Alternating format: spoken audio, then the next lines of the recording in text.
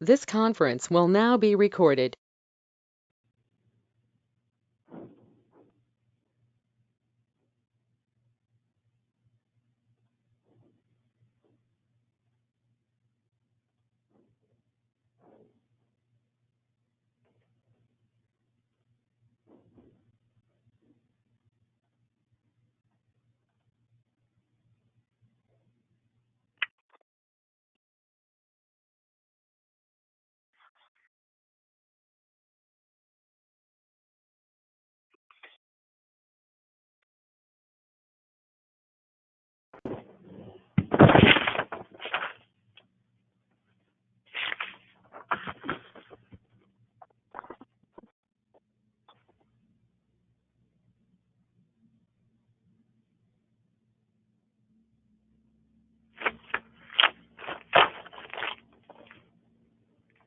Good morning, everyone. We're just going to give it another minute or two to let people jump on.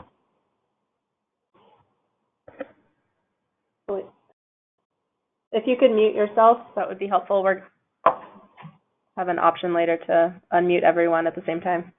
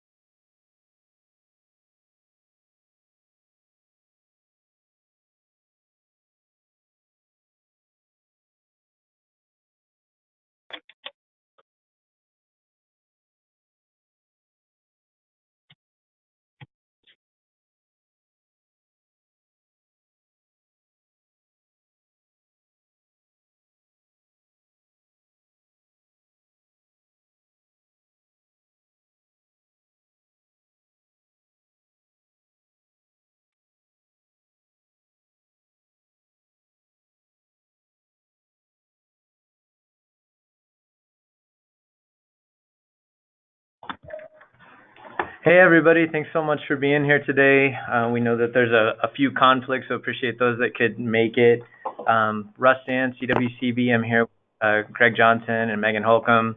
I'm really happy to have you guys. We heard loud and clear last time that you guys really like to have a more interactive process, and so we're really going to try to open this up for conversation today. We also know that there's a few people who have maybe not been able to make every meeting, so we're going to do a quick go through a quick few framing slides, just about 10 slides, and then we've got some conversation points regarding materials that we've sent out. So we'll go ahead and get into it. Awesome. So just a reminder that the implementation working group is 100% really about trying to increase transparency. Our whole goal is to really open up this process. As we've gone around to roundtables, we've kind of gotten some feedback sometimes of just not understanding where things are at with the technical update and wanting some more information. And we realized that it's been a while since the technical advisory groups back in 2017. And so we wanted to kind of bring people along and really get some input of kind of next steps and where we're headed. And so with that regards, you know, our second goal is to have your help in helping us refine and develop some guidance materials that would directly feed the BIP update process. And lastly, to meet the planning implementation goals that are in the water plan. And part of that is just sticking to our timeline. So our planning horizon has really been, just as a kind of refresh, you know, we kicked off in keeping with that 2018 goal in the water plan to initiate the BIP updates. We really looked at launching that process after a survey that we put out at Water Congress, and kind of had discussions with the board and then IBCC, and then really kicked off this group in December. And that was the kind of the first year's effort, has kind of had this eye on getting to the technical release, the technical update release in July, and then looking past that to the C9 Summit, which will be the hard launch, if you will, for the BIP update process. That's a 2-year effort. And the first year of that is really kind of aimed at, maybe the procurement process and getting everyone on board with that kind of general contractor model that we've been discussing, and then working to find the local contractors that are going to work with the roundtables to support this effort. And then and really kind of maybe even focusing in on the projects or the IPPs first, and then kind of year 2 really, bring that all together in a final document. At the same time, there's been these concurrent efforts. Obviously, this work group, the technical update, which is started back in 2015, and then again we're looking for a July 16th launch date. And then the BIP update process, that planning first, and that concurrent effort, again with the eye on the C9 Summit, and then really already looking out to the 5-year anniversary of the water plan in 2020, and seeing that water plan update really runs concurrently to the BIP updates themselves. As we're updating the BIPs, we're inevitably updating sections of the water plan, whether that's the backgrounds on each basin or basin goals, or the projects that the basins are going to complete. So for today, we're really looking to kind of set ourselves up for success. We've kind of broken the discussion today out into 3 main areas. So one is around enhancing data, another around enhancing strategies, and another around enhancing our methodologies. So taking those one at a time, we'll start with enhanced data. What's that look like? You should have in your inboxes now these really nifty sheets that Megan put together. That's been a process of kind of going back and looking through a variety of efforts that Megan will talk about here in a second. But we've talked about this one on the left. This is probably a nicer version than the one we've shown before. But it shows, with regards to those kind of 20 kind of key pieces of data that we have, through the technical update process, identified as and talked with this group about being ones that would be really helpful to have that we don't have on many projects. And I will call your attention to one that maybe helps kind of put the purpose in perspective. But when we look at just costing data alone, and this is something that's called out in Chapter 9 of the Water Plan. It talks about an understanding that the numbers that are in the water plan around kind of funding targets and needs for projects are, in part coming from the roundtables and the BIPs, but in some of the numbers were, I think it's framed up as forthcoming, and that was effectively filled data based on kind of estimates and averages. And so this is a quote from the water plan. It says, "It must be emphasized that costs were not associated with the vast majority of projects identified." And you can see that breakout across the basins, at least for consumptive projects, of where we have costing data. And so, our thought process is to really add value. The SWASI fact sheet that we put out initially kind of has this cycle. And while it's true that we are in a cyclical process, it's certainly not just doing it for the sake of doing it. If it's not adding value, we shouldn't do it. But I think that this is a clear case where, as we're looking through some of the numbers, if we really want to get projects funded and kind of put our best foot forward and help support local basin plan, then we kind of need the numbers and the data to back that up. So we're really seeing this as a way to streamline efforts that will support basins and hopefully make the process simpler as we do that. So I will turn things over to Megan here to talk through these sheets a little bit more, and then we will open that up for discussion. Thanks, Russ. So the sheets that we just sent around PDFs from for each of the basins to the implementation working group email. So you should have those in your inbox. But if you don't have it up right now, don't worry. This is just the start of this conversation. The goal behind creating these one-pagers were to get some sort of snapshot information of the status of the basin implementation plans and what the level of effort might be to update these plans moving forward. We heard from a lot of roundtables that there's some basins are really excited to do that and some are a little more hesitant. But one thing we really noticed that there's definitely been a lot of turnover since those first basin plans have been pulled together. And so there's a desire for some sort of baseline conversation. A lot of you have asked, what are the types of questions we should be bringing back to our roundtable in response, to communicate what's happening in this working group. We want to remind you that this is just the begin. We've brought the working group in through the whole, from the very start of this process, so that these are just the early conversations, and there'll be lots of opportunity to bring the roundtables into these conversations moving forward. But these snapshot one-page sheets, whatever you want to call them, they have some questions that are prompting for either yourself or for the roundtable, and just some high-level information that we've been working with 3 master students who really helped pull the data behind these one-pagers together. So we really appreciate their help, but they have combed through each of the basin plans page by page to look for low-hanging fruit for updates, or maybe high-priority opportunities for graphs or charts to be updated. So that's what some of the content represents. But overall, looking at all of the basins, we really saw that just about a quarter of the basin plans are in that high priority or low-hanging fruit category for just pieces of information that could be updated in the next round. It was a little shocking that looking at the membership list from when the basin plans were first put out, it was actually, most of the lists were from 2013, so the initiation of the basin plan, to now. There's been about 50% turnover since that time. We've also seen, as Rush just showed on the previous slide, at most about 50% of projects have costs, and in many cases, no project lists have associated costs. We do have about 100% of the BIPs that have new, we can estimate pretty easily that there's new reports in every single basin that you might want to include in your next update to your basin plans. I'm going to show a snapshot of the pages on the next slide to point to that graph specifically. But another thing we're looking at, talking about tiering of our projects, was there any sort of existing tiering or prioritization in the first basin implementation plans, and only about a third of the basins use some form of ranking. So this is same slide that Russ showed. This is a snapshot of those PDFs that have been sent around. The back page of every PDF is the same, so that's consistent for every basin. So this is a statewide glance at data attributes for the project list that one of our consultants has really worked through what might be the essential attributes if we were to, really aim for an increased just metrics around projects.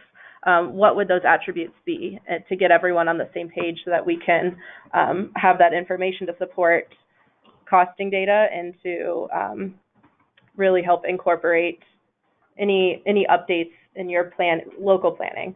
That sheet is those attributes just below. It's not on the screen right now, but there are really short definitions for each of those data attributes, but we have a document that will that actually go far more in depth for each of those data attributes if there's questions. But really focusing on the individual front page for each basin, there's goals. Some basins have really long lists of goals, so not all of them fit on one page. So some say summary, and some have all the goals listed. But the idea for this sheet is that this is something that you can circulate with your roundtable and really begin the conversation of, does everyone on our roundtable even know what our goals are? Are the goals the same, several years later? Have any emerged as priorities, or are there some that have not been that have been left off that you might want to include? I think, this is the next slide too. These are some of the prompting questions on that sheet if you don't have it in front of you. Again, what is the level of effort needed? This is, a concern that we've heard from some roundtables. It's not expected that this is a wholesale update for the entire basin plan to create some version 2 that replaces the first one. But there might be some really easy targets of either data charts, missing reports, or perhaps entirely new priorities that you would want to include in the next basin plan. So we really want to open up for discussion at this point. I think a lot of this is we want to hear what you all think might be helpful. Again, these are draft documents. If you think that there's some missing information you think the roundtable would really like to see to begin these conversations, we would like to hear that. We also want to hear what you think the most important points that you've heard, or that you think that your roundtable might need to hear to really build some sort of cohesion around this next effort. It looks like some people are on the web. Everyone who is connected by phone is unmuted. We just want to hear, I know you haven't had a chance to look over these, so we're not looking for direct feedback per se on the actual summaries that have been sent around, but more what would be helpful to facilitate discussions in your roundtable.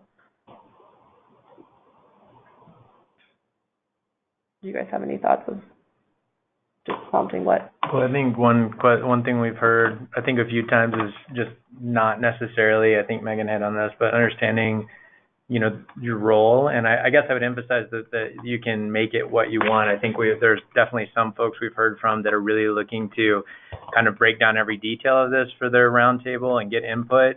Of course, this is just a first, take that we're really trying to get this group's kind of as a sample population, almost gut reaction from, and there will certainly be opportunities down the road for a broader group of stakeholders, the full roundtables, to dig in through the BIP update process. So that certainly, if you choose to go the other route and just want to give, a quick verbal update of how things are going, can do that too. But we were hoping that some of these the kind of guiding questions and data behind this would help either way, just to bring up some interesting points, or allow you to have a deeper conversation with your roundtable.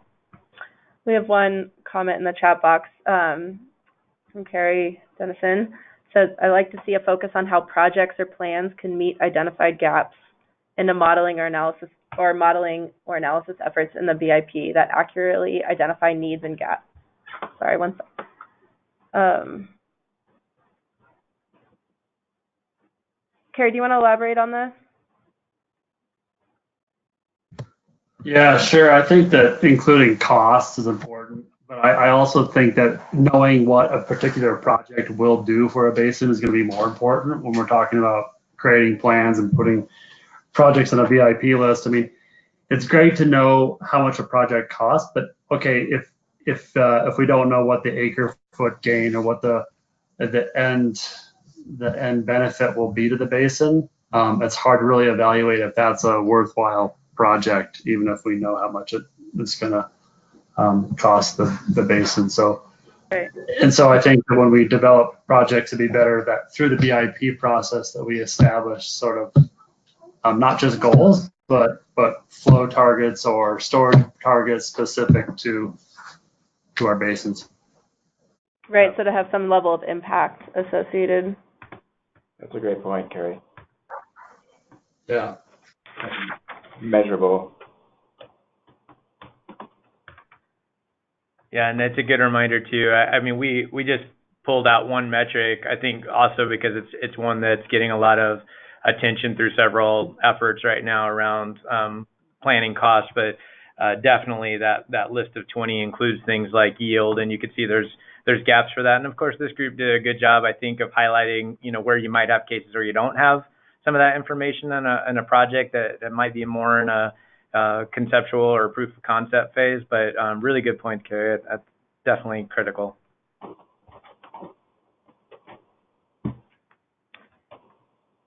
Any other comments?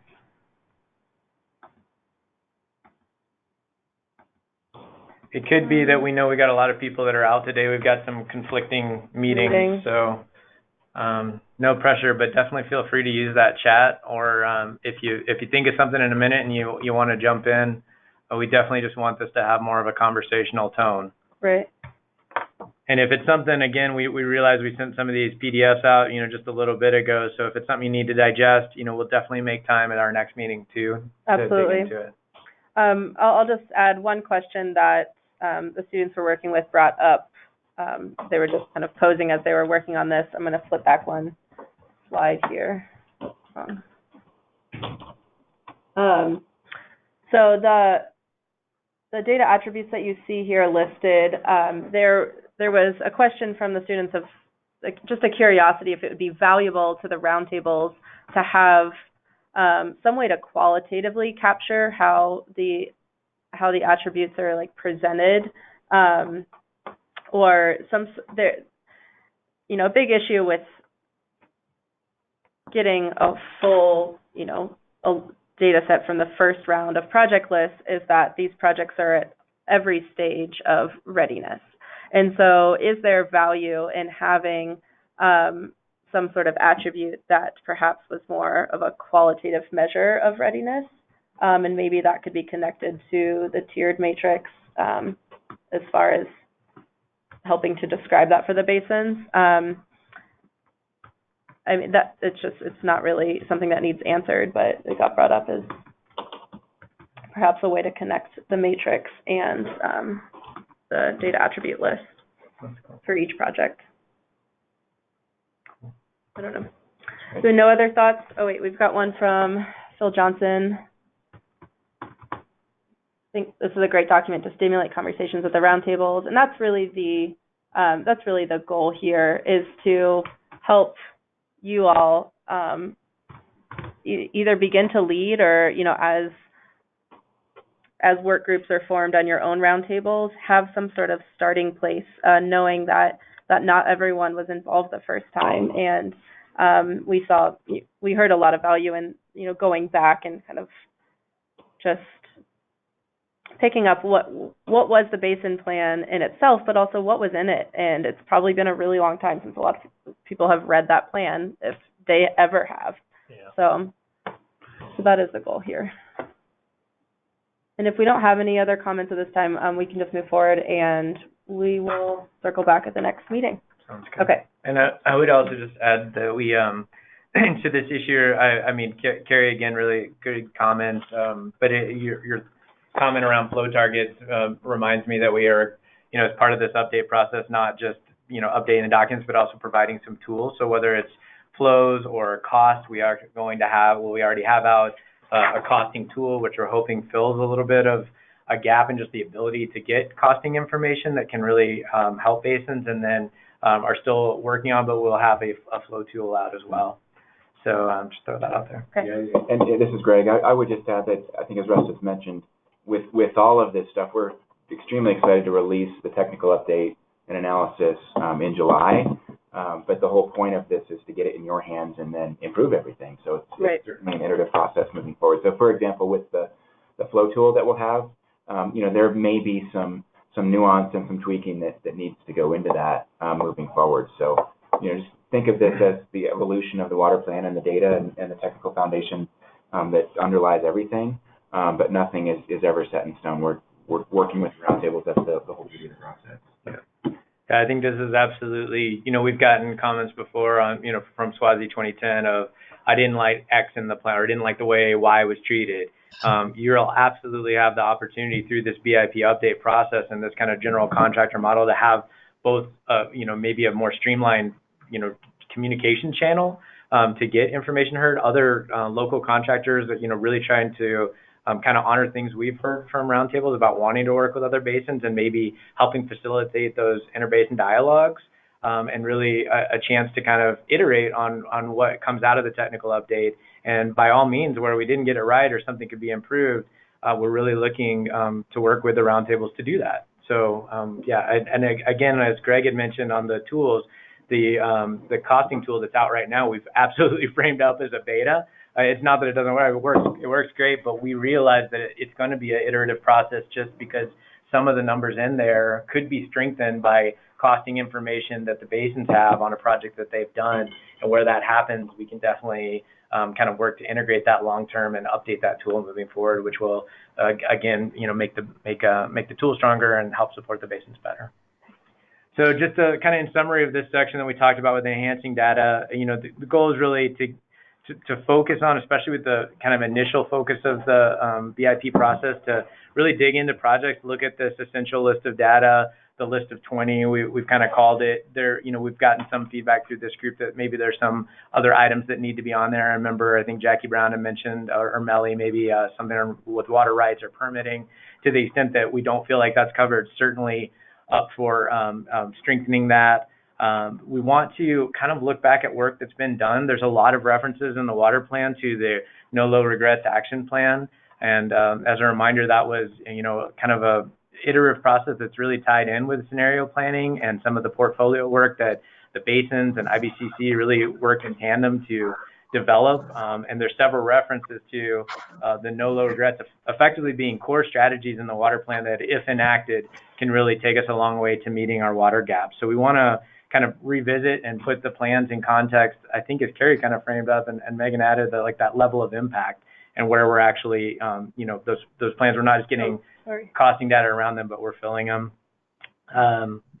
I think that just aligning with basin goals, and if those goals are changing, aligning with the water plan goals, and then this need to prioritize, and we'll talk about that matrix here in a minute, that we've kind of taken a stab at thinking through that a little bit. And then provide an easy way to maintain that project list moving forward. And this gets to that database that we've discussed.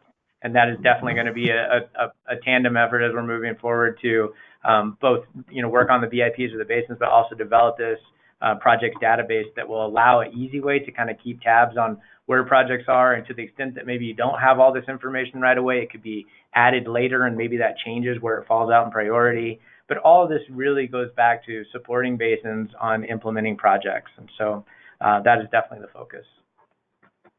So this second area of enhancing strategies or enhancing planning strategies, what's that look like? Let's dig into that a little bit. So one thing that we've been looking at is just comparing our process.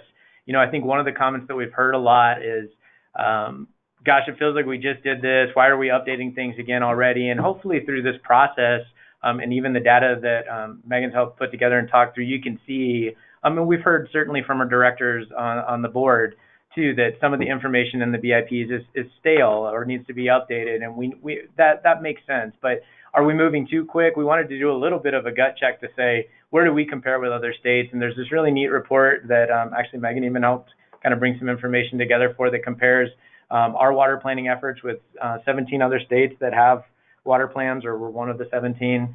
But basically you can see from this chart, and go ahead and click and put the bullets in, but you can see that in this chart we're basically tracking to a 7-year update process with our water plan. There's a lot of states that have a 5-year update cycle. Certainly we've been working on it for a while, and since 2015, but our ultimate cycle is about every 7 years. So, we started that cycle with the launch of, kind of the Swazi update in 2015, now calling it the technical update.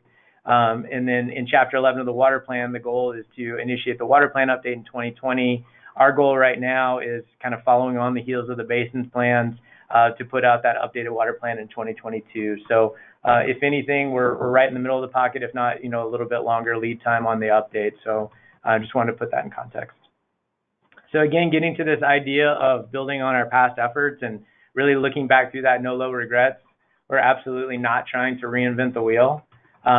We are effectively, it's interesting, I didn't know that. Got a little gif in there. Anyway, we are really looking to, go back and revisit where we landed with those core strategies, and look at, how often we revisit those, and seeing that those trend with the technical update or the Swazi update cycle. As a reminder, kind of language that was in that process says that these actions are meant to move forward in the near term and serve as a water plan kind of phase 1 effort, and they were aimed at this 10 and 15-year implementation cycle. So kind of looking back and saying, where are we on those? Do our projects actually align with those, and how are we moving forward? And as we'll talk about in a minute, these are actions that no matter what the future holds, whatever one of those scenarios that we're on, are kind of beneficial across each of those. This quote comes from that, but the no low regrets action plan is based on the foundation of scenario planning and portfolio work conducted by IBCC and the Basin Roundtables. This, not only we're not trying to reinvent the wheel, but we're also not trying to come in and tell you how to do it. This is the process that CWCB, IBCC, and Roundtables have been working in partnership with for years now, and we're just trying to see that through. So in thinking through this process, we have these 5 scenarios that are in the water plan, and they kind of filter down into this new process where we've effectively folded those into the CDSS, or the Colorado Decision Support System. One of the things, again, we've talked about of, how do we kind of take the pain out of this process and make it a little faster? Our hope is, and it seems plausible with where we're at now with modeling efforts, is that once we've kind of got the data the way that we need to get it in, we get these better data sets defined, we should be able to more easily replicate this process and speed up any kind of update that we would do. And so that's absolutely the goal, is just thinking about how we use the tools that we have available to not make this such a time-intensive process. Yeah, we have a comment here from Ken, which I just want to bring up because I think that this is probably true of most basins. He says the Colorado Basin hasn't really jumped on this yet. We'll need to do some serious review of the BIP and the Colorado Water Plan, especially for new members, and some clear idea of what you all are looking for too. You all are obviously immersed in this pretty deeply, but the roundtable isn't, not yet anyway. Ken will address your the funding question, but the answer is yes. We can address that later on.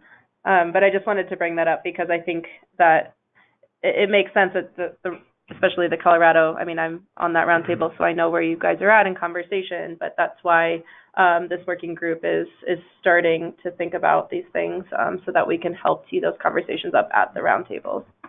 Yeah, that's a good point. And I would say, our immersion in it has become only deeper. Right. So, when we started this process with the tags, the level of detail we got to was pretty deep. And yet, as we've gone through the modeling process, there's even a deeper level that I think we didn't know the full range of questions that we even needed to ask until we dug into the details. And so one of the things that we'll be daylighting, certainly by the time of the C9 Summit, if not before, are just some of those key assumptions that will be a part of the technical update when it's released. But there's probably a list of good, 20 kind of key assumptions that we've made post-tag process, some informed by the tag clearly, about just what direction or how you filter things into the model, that those are the kind of level of details that we're hoping the general contractor can help facilitate with the local contractor and bring back to the roundtables to kind of help understand where we've been, and then if we got it wrong, how to change that. Right. Yeah, and also that the C9 Summit is really the full kickoff of this next process, where we hope to get everyone, at least somewhat on the same page of what's coming next. And so you're just in the early conversations, Ken, so thank you. So again, this is Melly. Hey, Melly. Can you guys hear me? Yeah. Okay, good.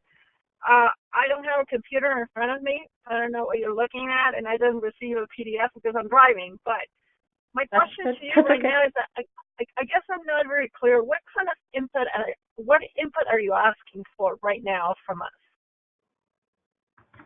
The input that, ultimately, Melly, where we're going with this is that this whole working group is helping us frame up the things that need to be looked at through the BIP process. And if we're framing up something, for example, like this conversation around the matrix that just everybody wholesale hates, well, that would maybe change our opinion of it. If it's you need to tweak it here, or I like this, but do it this way. We're trying to get a gut check that will ultimately be recommendations that are written into the technical update. And in our next couple of meetings, we'll actually be sharing a draft of what that would look like with you so that you can actually have your fingerprints on it. So I would guess, Melly, I would consider it like a sample size of the larger basin roundtables to help us get, check our pulse on where we're at with things and if we're headed in the right direction.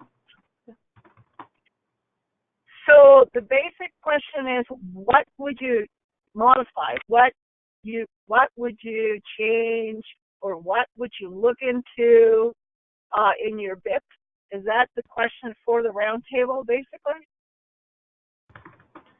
I think on some level, I mean, I think Ken's point is great. Like, there's a level of detail here that is pretty deep that doesn't make sense just to kind of blurt out there that we need a thoughtful process and that will be something that the local contractors can help guide the roundtables through and kind of see where they want to go. Some roundtables we know are really far out in front with modeling, and some may not want to do it at all.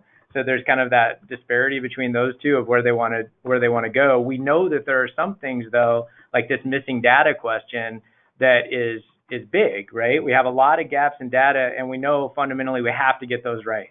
We can't pass a straight face test with going to the legislature or any of these other funding discussions that are out there if we don't have the costing data that we feel secure to back that up. And so we want to be able to kind of get our house in order and better support the basins by having those things. And I think to Carrie's point, kind of also, having a greater degree of confidence in what they're going to do. It's a big reminder that we do not have projects modeled in this version of the technical update largely because we didn't have a lot of confidence in the data that was behind them. So if we're going to go through and say, here are the gaps, we are hoping that through this process, the basins can help us say, here are the projects that are going to take off that gap.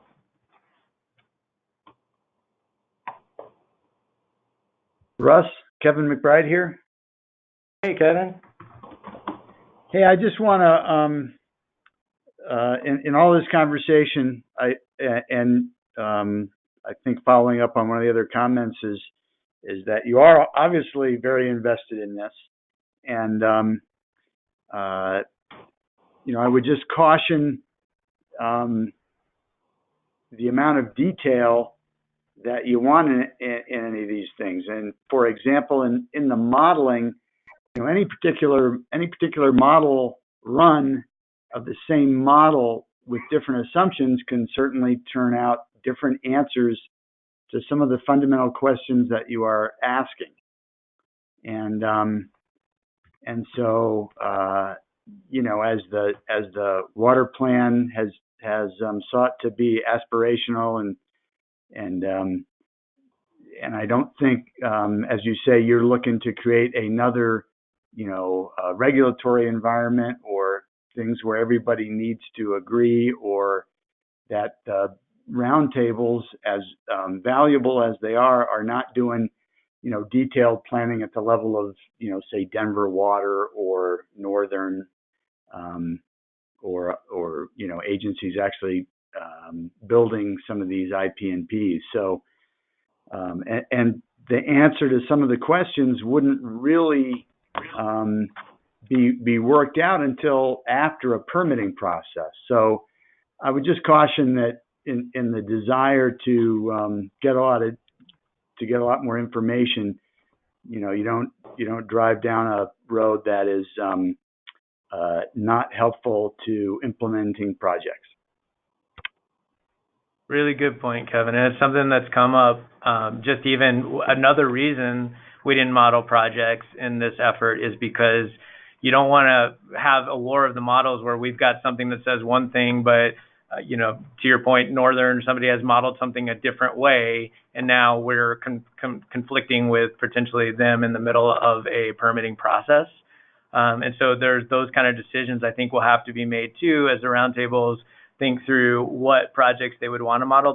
They'll be faced with those same kind of those decisions and concerns.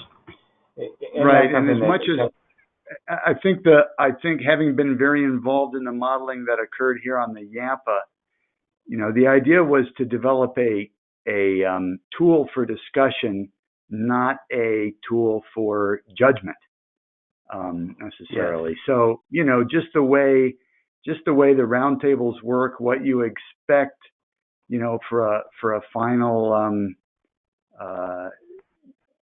how you're using the roundtables. I would suggest that that we give some thought to that, and I don't know how it is in other basins. I mean, obviously we've had a lot of technical and great work here in our own basins, but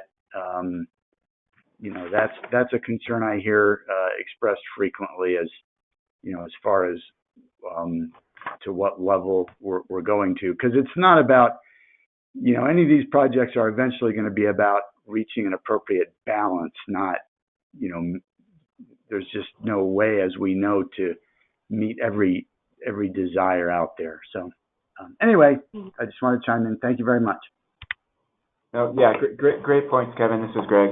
And as Russ said, this is something that we've given a lot of thought to, and we want to be really careful. And frankly, I think Russ's response to Mellie's question was great in that, we're really trying to take your temperature and see, for example, on modeling, is that something that, there's even an appetite for in different roundtables. And I know, of course, the AMPA has done some great work.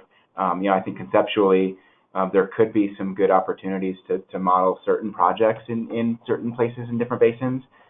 Where it certainly would not impact potential permitting issues. But things are tricky, and we want to be careful, as Russ said, that we avoid any potential war of the models. That's the last thing we want to do here, just to show that we can ideally provide some value where possible, but not to really push that envelope. And we've already had some discussions with the Attorney General's office, of course, as this potentially relates to everything else going on the Colorado River, for example. So, we are certainly aware of potential pitfalls there, so we move forward cautiously.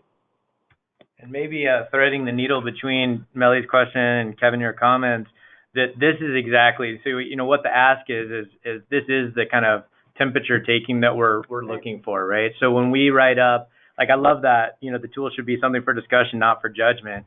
I mean, having those kind of caveats in the language of recommendations that would be carried forward in the technical update to the contractors and really set the stage for the C9 Summit, this is the kind of additional context we want. So I think that's exactly right. Another example, Mellie, would be, not so in the weeds of the modeling, but, as Kevin points out, you can only model what you have data for. So if we're saying we have all these data gaps, and we're asking this group to kind of say, does this generally seem reasonable, the type of data that we could get, and taking Kevin's, comments too of sometimes you're not going to have yield information, maybe depending on where you're at in the permit process, but also hearing some of the other comments that others had made about making sure that maybe there's a filter for if it is in a permitting process, or water rights behind it were other things that we heard too. So this is exactly the kind of conversation that we're looking to have with this group. And to the extent you want to carry that to the roundtables and flesh it out more, by all means, we've got everything out there and you're welcome to share it. It's also, again, not the last stab at any of this. And if we go through the BIP update process and these detailed modeling issues come up, we'll certainly be talking about them as a group, and then each basin will decide what's best for them as well. This is Mellie again, and thanks for the clarification. I think that, at least from my round table, there's other folks here from the Southwest Basin, so if you disagree, please chime in. But I think we're really far behind on this stuff. We mentioned to them last meeting that we're talking about this, but we haven't had any in-depth discussion about just very simple, basic things. I think this conversation right now is at a level that is way above the heads of the Southwest Roundtable, for sure. We can't even, we're so far from modeling the projects that we've done that I can't tell you how far we are from there. But I think that what would be very useful, I think, to me, in going to the next step with the roundtable is to just break this down in a much more simple way. I think, and I don't have the document in front of me, having a summary of what is in the BIP, what are the key salient points, which I understand that's what the graduate students have done, that will be helpful. And then having a conversation from there to what is it that we want to update? What would be useful for us to update? And maybe throw in a few of the ideas that you guys have circulated in a very, very basic level. Spend a couple of hours of a workshop doing that. That's going to enable us to take the next step and get a little more in the weeds on this stuff. And Phil and Karen, if you guys are there and think differently, please chime in. But I think that this conversation is way above where we're at least with the roundtable. We need to bring them up closer to where we're at. Thanks, and sorry for a long-winded comment. No, this is Megan. Thanks for that, Mellie. I think you're speaking for a lot of roundtables in that they are not in the weeds on this conversation by any means, and so some sort of very high level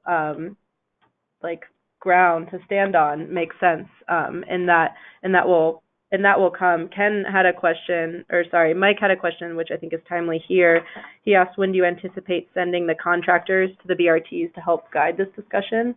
So maybe if you can talk a little bit about C9 Summit and then kind of what comes after.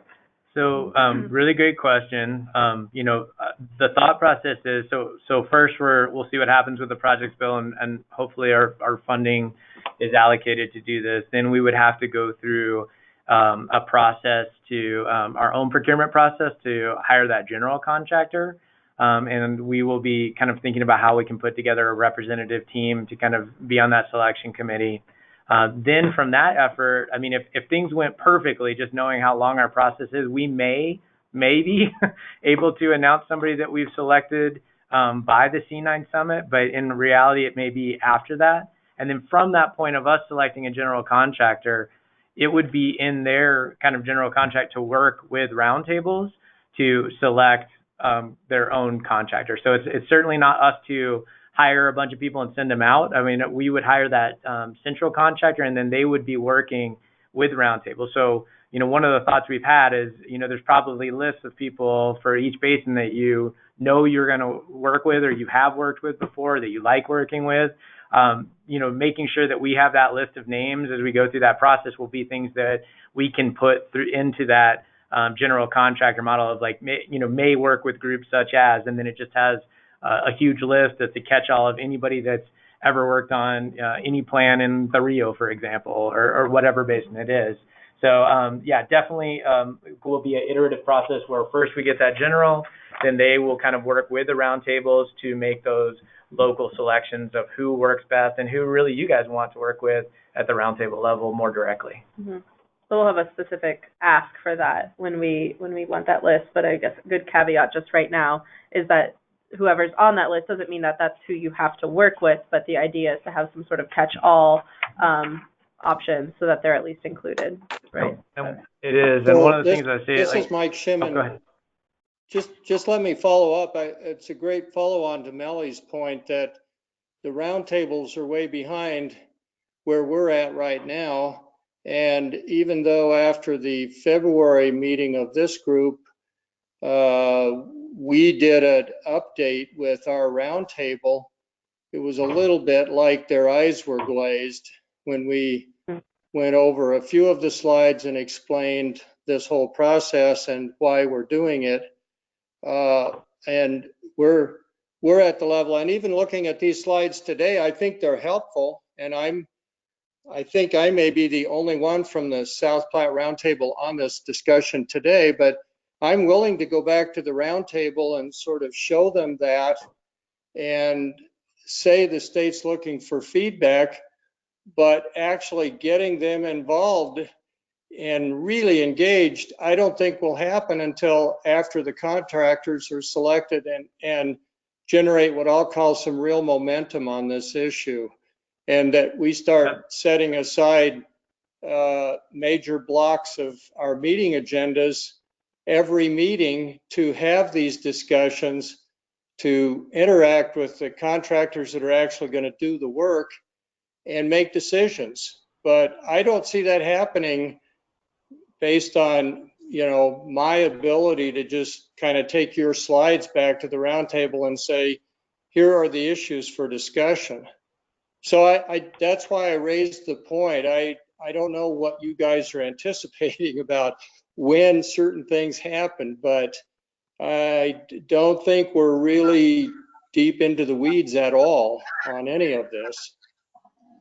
Yeah, it's great feedback, Mike, and I appreciate it. I think we're all saying the same thing, and what you're reminding me of is that, one of the things we had in a later slide is really using this group not just to flesh out the recommendation section, but also to help us set the agenda for the C9 Summit, which some of these, just hitting on how that contracting process would move forward, is a part of that. But we're all on the same page. I think you're absolutely right. We're not anticipating that momentum to happen until that local contractor is hired too. And really that local contractor being the one that works with the roundtable to say, what do you want? I mean, this group is framing up some of the higher things. So for example, it's a decision tree, right? Like you could do modeling or you could not. Data, that's probably that's something that we know we all need to improve on. So what progress could we make there? So there's going to be some of these choices that the roundtables have to decide what's best for them. We realize it's not a one size fits all, and part of our thought process of allowing this 2-year time frame for that actual, really technically 3-year with all the planning that we've been doing and working with this group, but the 2 years from the C9 summit is to allow some of that time for the scoping at the basin level to kind of filter out and for those decisions to be made. But, for, basins like Kevin, where they've already done, maybe more advanced or detailed modeling than we have even, or we can do based on some of our constraints, that it's going to be a different story than it is, like you said, in the South Platte, where maybe they're not at that level. So I think, does that help frame up? I guess it's not our expectation that you would go back and necessarily share this slide deck if you don't think it's going to be helpful. It's more to walk you through as maybe somebody that is kind of more informed and that opted into this process and that was there for the last time to say exactly what you're saying. I think that this is too, over the head to somebody. We need it simpler here, or I think this is right, but frame it up this way. Exactly. Russ, this is Kerry Dennison again. I think it's important to point out that we can't look at the contractor as a panacea to these problems. And you said it well, that the roundtables need to decide what they need to do. And I think there's some reason to look back at what we have done and apply that cost matrix tool at the projects that we've spent money on in the past to see how good of a job we've done and what gaps we've filled. I also think, just looking back to the previous BIP process, that we put a lot of faith in our contractor, and they did a great job of breaking down the basin and understanding the issues. But we need to do a better job of putting the information into the modeling. And I think that's what Kevin was trying to get to, is that, or at least that's what I got out of Kevin's comment about the modeling, was that if you're putting bad information in, you're just going to redo another modeling process. There's not a lot of value in that. If we need to dig into the information that we're putting into the models, I think a lot of that work has been done through stream management plans and other modeling efforts. So the roundtable members, or at least the BIP subcommittees, can be directing a contractor toward developing modeling and analysis that's useful to developing projects and developing IPP lists that help meet the basin goals, but also actually do something and change the base implementation plan as a whole. Absolutely. That's really helpful. Well said. Yeah, really good comments all around. I mean, this is exactly what please do not feel obligated to overshare. If your statement, Melly, is well taken. If you feel like this is just going to be information overload for some at the roundtable level, don't feel obligation to share. We're making it all available because, it cuts both ways for people that say it's too much. We also have people that, kind of give us the things are a black box and they want to see. But, we're kind of in that middle spot of trying to please both sides of the equation there. But, I'm hopeful that when you get to look at the PDFs that Megan sent out, that maybe that at least starts the conversation. And I think Carrie's 100% on that. As a first cut, it'd be nice just to go back through and look at the project list and say, which one of these are done or come off, which, what aren't on here that we know are in the hopper that are new projects. We don't have all the data for these. Can we get them? Let's run them through this costing tool and see what the dollars come up with. Is that more than the dollar amount that was in in the water plan? How has it changed? That would be a great first cut of effort right there. And then this whole deeper discussion around modeling, I think Carrie's 100% right. If it doesn't add value, I don't think you do it. if it adds value and you want to dig into it, then by all means, we're going to try to frame up on the back end through that general to at least have some resources to help support modeling if the basin wants to go down that road.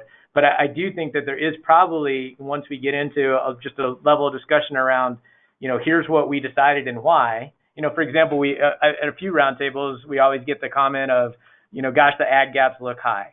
In some of what we're doing now, because of the methodology that was laid out even through the tags, those gaps potentially could look bigger, but there may be a way to tell that story better or to frame it up in historic context if we haven't done it that well. So when we are getting those comments of, here's where Swazi landed. That didn't mean anything for me, or I think it's misrepresented. We just want to be able to at least articulate that where we got it wrong, we want to work with the roundtables to make it right.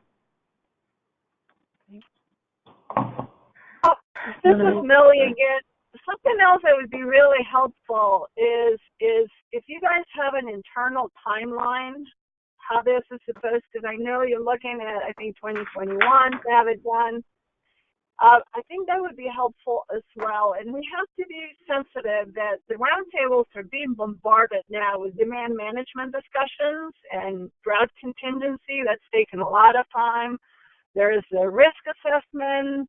There is projects that come through. So, I mean, these are all volunteers. And, well, you know, I get paid for this stuff. Maybe I spend a little more time than others. But, you know, the reality is that we're getting bombarded by a whole lot of things. And we need to make sure those things are coordinated and the timeline expectations are coordinated, or people are just going to be too overwhelmed to really function. I think that's great. So, I mean, and I'll throw it back to Mike too, with that, to your question of just kind of setting that, if we brought, you know, I don't know if for this group, it would just probably be fine. We could send out a Gantt chart or some sort of timeline, but maybe we could at least take a cut at that, and then maybe a more, you know, just something that would show better on a PowerPoint slide, but we could bring that to our next meeting and talk through the timeline and kind of get your guys' level, you know, attention on, does that make sense? Is it too detailed? Is it not detailed enough? Or does it help frame up the expectation? Would that be helpful? Yes, I think it would be. Great. I'm going to agree with that Yeah. too. This is Kevin. I just want to back up, and I know we were talking about modeling, but I think we should back up a little bit and to follow up on Mellie's comment about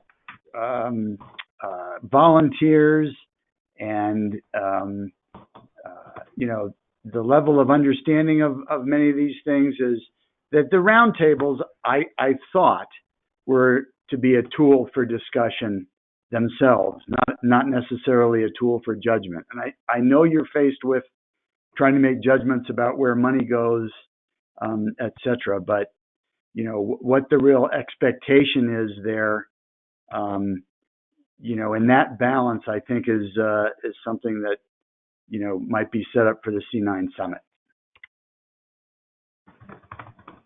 Are you, Kevin, just to clarify, are you saying what specific, maybe with regards to prioritization? Well, I'm just saying, how much is, what is it that the CWCB needs to make judgments on, and why, and how that fits in to all these other processes that are going on. And as we know, you know, we're all connected, especially here on the west. Well, we're all connected through the Colorado River for sure. And all those, you know, the demand management and the risk study and all those things are studying the same system, as are the discussions at the roundtable and whatnot. So I think some effort to, you know, coordinate those things and then say, why are we implementing the BIPs? You know, those things are connected. This is how we're helping to connect them to make whatever judgments you have to make. And it's clear you have to make judgments about where your money goes, that's for sure. But what other judgments are being made through the, you know, the roundtable process, et cetera, you know, might be a good point for discussion. Okay, sounds good. Thanks, Kevin. This is Mike again. And as I was thinking about this, I think one thing you may be hearing in comments is that different roundtables may have some pretty different perspectives on some of this. And the thing that really comes to my mind, since I've been on the South Platte since it began, a lot of the IPNPs in the South Platte Basin have never come to the roundtable or the state asking for funding. And I don't think they plan to. In some of the other basins, it may be that they're looking for money through either the state, through some source originating at the state, to fund some of their major projects that will meet their gaps. And so our perspective about the money part, for example, may be very different in the South Platte than in some of the other basins. And to just tie it back to contractors, I know when we did our BIP the first time, because none of us are paid to do what we're doing, or almost none of us are, we just didn't really engage and weren't able to get our hands on what needed to happen until we had a contractor sort of driving it, and not that they were driving the decision making. We gave them direction, and then they did work and came back and generated discussion that ultimately led to decision making. But none of that has been happening this year, and until contractors that are paid people are actually engaged and working on that, I don't see it happening.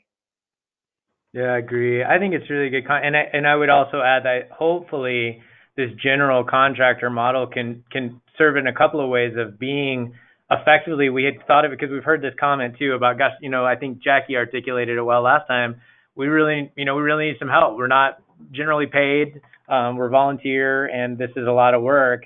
We're hoping that the general contractor can help provide a level of consistency in terms of messaging and also lessons learned from other basins of what they're doing, whether one basin wants to do the same thing or something different, at least to have the context of here's what's going on over here, and maybe even to facilitate some discussions across all those contractors to tackle tough issues they might be struggling with. But I'm hopeful that through that process, it provides a little bit higher level of support. But in this timeline, which I think is an excellent idea, we'll vet through you guys that you can then share as you like. And I think it should feature prominently at the C9 Summit. I think to your point, yeah, the work will happen once we get paid staff on board that are kind of digging into it. And our task, I think, is to, in essence, have those contractors work together on the really technical things and make it simple to understand for anybody that's coming in, whether it's a new person to the roundtable or somebody that's been through the process before. Yeah, great point. I think this might be a good segue. So we had sent out that framework document, and I think a lot of these questions, I saw a couple questions to this end, kind of about how we get this information out prior to the C9 Summit. I think, Phil, you had a question about, if we're going to present to the roundtables before the summit, and Ken, you had said that that's an excellent point. We need to make sure that the roundtables are more up to speed before the summit, otherwise there'll be a lot of glazed eyes. And I think we've been talking a lot about this, and to me, there's a chicken and egg issue to some extent, and as Russ has said, that the whole point of this is to really get some sort of indication that we're headed in the right direction, and basically what we wanted to avoid doing, what we did last time when we had the BIP guidance document that we just released and said, go forth and do this thing and create these basin plans. And now we really want to make sure as we get into this conversation about what it means to even update these, that we don't just give this assignment and say, go forth and update your plans and do X, Y, Z, but to have that conversation from day one. And I know that's always a difficult issue to really determine what the appropriate level of detail is with roundtable discussions, but that's the point here is to try to navigate, where you all see us going, and then, as Russ said, really head this, hit things off at the C9 Summit in September. So I guess I would say we don't currently have a plan to go into a whole lot of detail with the roundtables prior to the C9 Summit. We really see that as the official kickoff. But we can certainly create better materials and do, some sort of maybe abbreviated presentation if that's helpful. But there's certainly a lot going on this summer, especially with the technical analysis release that we've got in July. So that'll be the main thing.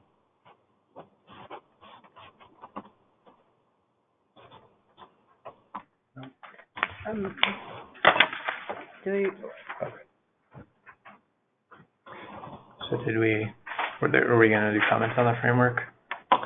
I think so. Yeah, that'd be great. Yeah. Do we have any? Do we get through all the slides? Well, I mean, no, we can. I mean, just maybe to finish this slide, and obviously some folks are driving, but just as a reminder, what we're trying to tee up, and maybe this does get to the heart of simplicity. There's a lot of complex things. We just sat through a meeting the other day, and they're talking about adaptive management. I think on any given day, if we're talking to you or most of your constituents, you're adapting all the time. I mean, certainly these years that we're having between, droughts and then really wet create a different level of adaptation, I think. But I think the main goal is just to think, if we started this process in 2015, we're going to have the water plan update in 2022. If we're on this 7-year cycle, effectively we're going to have, 4 to 5 shots of these kind of signposts, if you will, to check in for the leading up to 2050. And of course, when we get to 2050, things don't magically stop, and we're not all of a sudden just on once there. We've got all these, new trajectories that are coming out from there. But at each of these signposts, we've learned a little bit about what's happened in the last 7 years, whether that's population changes or the temperature warming or any other number of these drivers that are really making a big impact. And we can look at those strategies that the basin's outlined, whether it's their goals or the comparison back to the no low regrets, and we can have a chance to hit pause, say which of these are working, which aren't, where do we need to focus more, and that's really kind of the heart of this adaptive planning. So I wanted to tee that up, at least as a piece of the discussion that we'll probably include in some bullets that basins can look at as they're moving forward.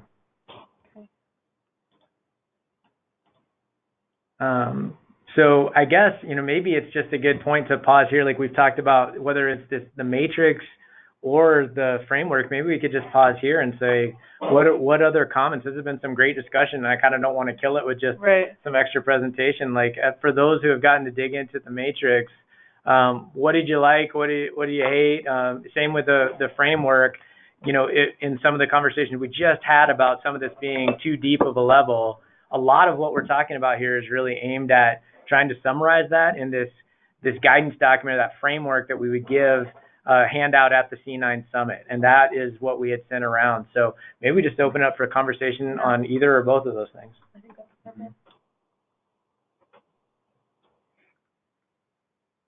Hi, Phil Johnson. I think, listening to the discussion earlier, and I wonder, how deep in the weeds do we really want to go with this thing? I think that this is a really good idea. It's a good plan, and it's something to standardize statewide. I think it's great, and it's a direction we need to go in. But at this juncture, how much time do we want to invest diving into this spreadsheet versus, getting it out and having other people vet it and then coming back to you with, a broader perspective on it? Yeah, great point. I've thought a lot about that. I guess at a minimum, what would be helpful to me, and I imagine there might be some strong thoughts, but and it doesn't have to be today, but if to me, the biggest single thing is, before we roll it out, there may be some people some people may just not like the idea of tiers, but for people that are going to read it, they're going to look at the language that's in each of those boxes, and they're going to find something that they do or don't like. And so to the extent that they're going to find something that we've written it poorly, maybe unintentionally, or it could be strengthened in a way that you think would be more productive or broadened. I know that, in writing this, I was thinking a lot about just, conversations that Kevin and I had about, projects that may not, for example, immediately add yield, but in a drought year, they're really critical. Writing these in a way where you could, thinking about projects that you've discussed at your basin, easily put them in one category or another. And if it's too obtuse, helping us understand too, where the language doesn't make sense. Yeah, understood. Russ, this is Kerry Dennison again. I looked through it and I saw some real value, especially in the draft matrix with the weighting shown, because it is an actual scoring tool. It is probably useful for project screening committees, and I'm on one of those, and I think we sometimes do struggle. I like the idea that it tries to forward multi-purpose project, but some of this is subjective to the person who's doing this. I can't remember exactly, it's not in front of me, but it was something along the lines of, does it align with a basin plan, or how much does it align with the basin plan? I think those are something that people could put their own weight on and skew in the direction that they want. And that's why I did like that weighted part, that it put a lot of weight on the core need, I think it was what it was called, or the criticality. Data need. Yeah, the critical. Yeah, I think that's important. That seems to be the overriding important part selecting projects or pushing projects. So I Okay, saw some that's value in helpful. that. And nice. I think that's helpful, and I had hoped, and I don't know what your thoughts are, but as we talk about, and again, just thinking about how you, make this message simple, because it's not. Everybody we work with is, pretty on it and smart. It's not about making it simple to because we have to talk down to folks at all. It's about making it simple, just because Melly's point. You got 20 things that are thrown at you. You got 5 minutes to read this, like not making it overly complicated and getting to the point of what you're trying to say is big. I saw some value maybe in this being really a tool when you have those, like let's say, so every 7 years we're kind of going through this update process, that if basins are looking at their own goals and they say, okay, we've seen whatever it is, population growth in this area, so we want to focus more on land use, that then land use could get thrown into that criticality column where, when we have projects of this nature, we're going to rank those, in tier 1, if you will, so that you could adjust this to meet the basin needs and it be a flexible tool moving forward. Yeah.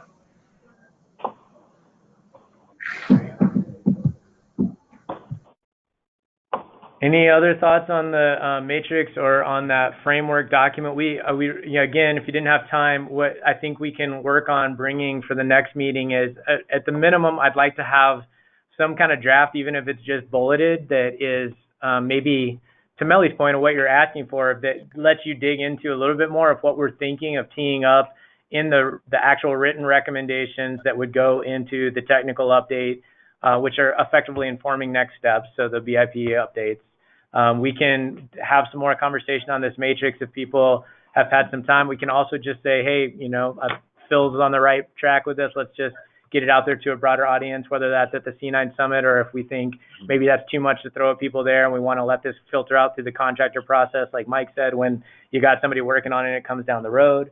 And then we can at least have a placeholder to kind of think back through this. If anybody has additional thoughts, we can talk about that framework some more. And then we can bring this timeline that we talked about. I had some questions that Melly, since she was on the road, had forwarded in advance about the matrix.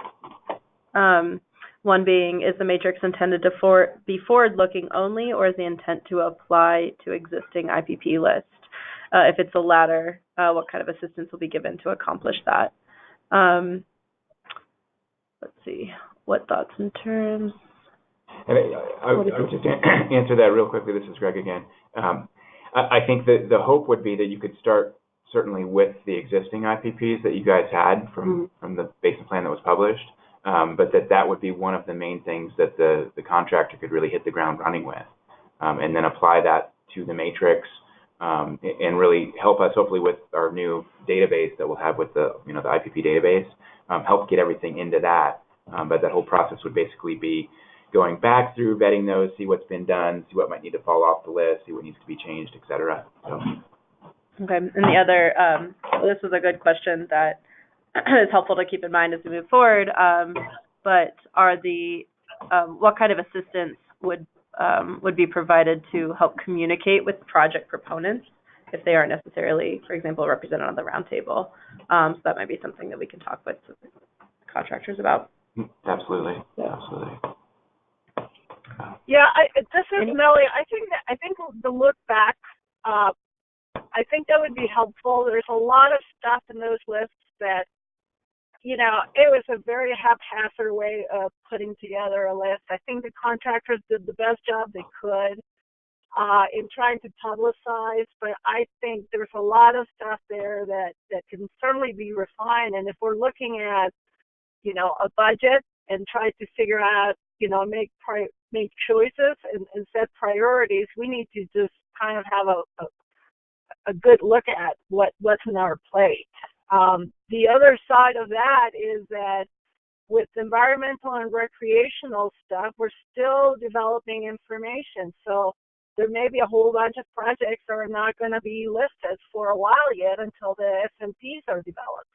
So we need to, if we're trying to take a really large look at all the tasks that we have ahead of us to get to where we need to be, we do need to go through the exercise, I think, of weeding, but there is no way that we can do that on our own. And even, I talked to Carrie, our contractor who's been trying to update as much as she can.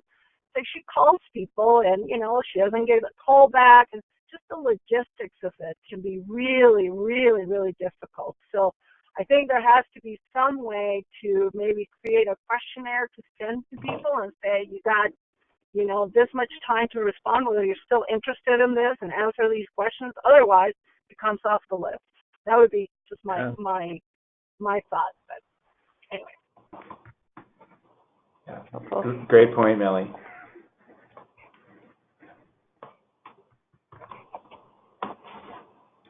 I like it. Let's see. Ken Brenner. Go ahead. Ken Brenner. I'm with the Upper Yampa Water Conservancy District representative on the roundtable and president of the board. May I be allowed to make a comment, please? Please. Of course, Ken. Yeah, absolutely. Thank you. I'm wondering if you can help us at the Water Conservation Board with a little bit more flexibility in the way you administer grants. And let me give you a little background. We will likely be, we had a call last fall on the Yampa, and likely we'll end up with a designation of over-appropriated. That leaves us with close to 2/3 of our irrigation measuring and diverting devices in need of work. And in the White River, it's probably closer to 80%. These are hundreds of projects. And I'm sure you don't want to see each one of these smaller projects come in. So we're trying to put together a mini grant program that also coordinates with a number of the other agencies and NGOs like Trout Unlimited and the Nature Conservancy to pool funds and put together a single point of contact for irrigators to receive both technical and financial support as they upgrade, update, and modernize their measuring devices. How can we find a way to make this administratively possible? Because I'm sure you don't want to see all these projects come through individually. Yeah, great question, Ken. This is something I've actually been talking to Craig Gabu on our staff about, and I think Craig has talked to Kevin McBride about, but the forthcoming application that you all have and kind of how all those pieces are going to fit together. And long story short, it sounds like a wonderful project. It's something that I think I talked to Kevin about this, many, many months ago when things were kind of brewing. But we are supportive, and I think there's different ways that we can be flexible with that. We do need a certain amount of detail, primarily for our scoping process and contracting. So we have a whole lot of different fiscal rules, as a state entity that we have to comply with. So we need to be careful on that front. So for example, we would need very specific lists of, the potential projects that would be included in the kinds of projects and the, exact number and amounts and things like that. We can't necessarily do it, one blank check to then turn over for you guys to run the program as much as we might like to. So we will need to work through some of those specifics on the scoping and ideally include that in the application itself. But yeah, I've had some great conversations already about, where that's headed, and I think we're definitely supportive. Do you want to go through any of these other slides or just call it here? I think it's okay. Okay. I mean, I think we've kind of come about them on one way or the other, so I think it's good just to. This has been really helpful. Yeah, it's been great conversation. And I hope we didn't put any kind of polling questions in here, but maybe one or next two we'll do it. But hopefully this kind of helped get at some of that more interactive level. I certainly found all of your comments super helpful, and I really like the idea of the timeline. So we'll tee up bringing some of those things. I mean, I think next time you'll have a couple of other drafts of whether it's the timeline or kind of bulleted outline of where we're going with recommendations to dig into, and we can understand that we might not get that out until closer to the call, probably have an open dialogue about that at that one, and then really have a homework assignment from there to dig into it a little bit more and bring any kind of hard edits back so that we can really fold that in, because it'll be pretty much go time to get the update out the door by then. Mm-hmm. Adele, any parting questions or comments? Well, a huge thanks to everyone for your involvement. A huge thanks to Russ and Megan for all the work pulling these materials together and presentation and whatnot. So thanks again, and we're excited to move things forward bit by bit here. Thanks, everyone. Thank you all for your efforts. Appreciate it. Thanks, Jim. Thank you. Ladies. Thank you. Thank you. Thanks all. Thanks all. Take Bye-bye. Bye.